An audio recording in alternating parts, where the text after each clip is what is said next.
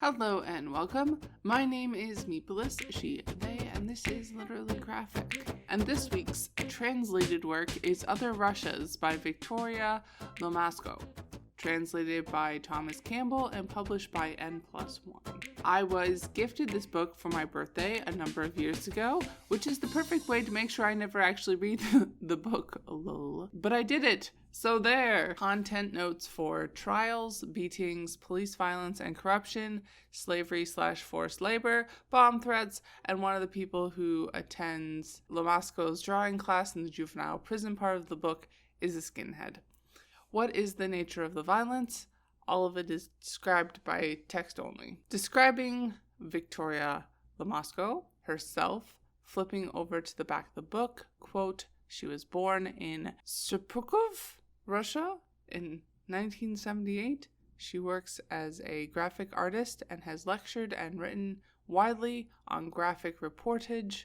Lomasko is the co-author of the book Forbidden Art, which was nominated by the Kandinsky Prize in 2010. She has also co-curated two major art exhibitions, The Feminist Pencil and Drawing the Court. Her work has been exhibited in numerous shows in Russia and abroad. She lives in Moscow. End quote.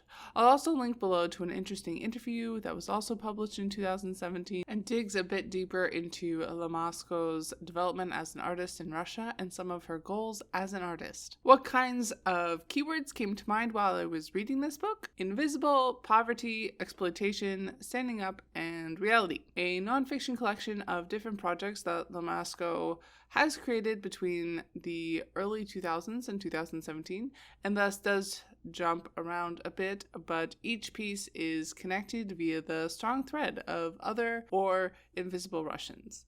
I also appreciated how Lomasko did give a brief explanation of how she found herself in that place and time. Highly interview-based, I still felt like I got a pretty good picture of who Lomasko is, which is very important to me. Some of the topics/events covered in this book were Orthodox protests against urban planning, women in the Russian provinces, teaching drawing in a juvenile prison, village schools, slaves in Moscow, sex work in Nizhny Novgorod, election protests, occupations, the trial of Pussy Riot, an LGBT film festival, and a truck protest. As far as art and words go, I was a bit worried about the text I saw in this book, but it really flew by.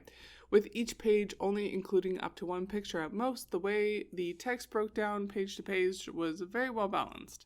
The art isn't really pretty, but it is very solidly in the graphic reportage tradition and reflected a lot of the energy of these people and scenes. The style did change a bit, section to section, probably influenced by the place where she's drawing. As far as gender went, things were pretty binary. While we do get some glimpses of the treatment of gay men and lesbians in Russia, we don't hear about trans or non-binary gender experiences.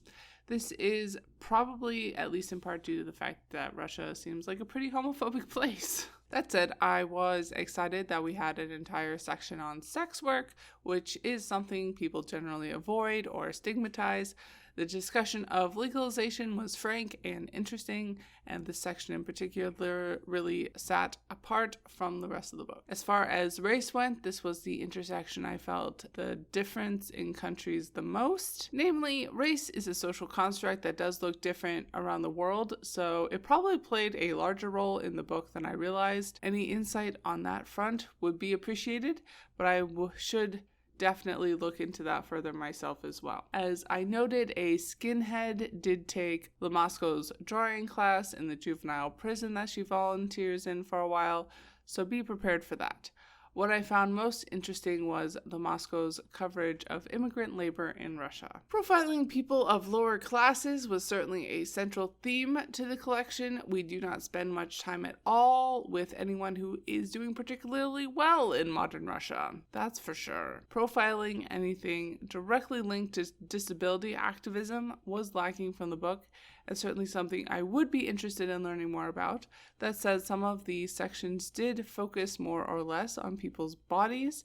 The chapter on slavery in particular highlighted the violence and disregard for human life that led to a lot of disability. The section on sex workers also highlighted the intersection of disability and hiring sex workers that I've only ever heard mentioned in the Sex and Disability podcast before. So that really caught my eye. Overall, despite not knowing that much about Russia, I did feel that I was able to connect with a large section of this book, the exception being about 2/3 in when Lomasko focuses on a series of protest movements. I still found a couple interesting, but overall, without anything more than the barest context, my eyes did glaze over a couple of times. That was only briefly. It's hard to rate a book when I know so little about the country, but I think I will start out with a 4 out of 5 stars.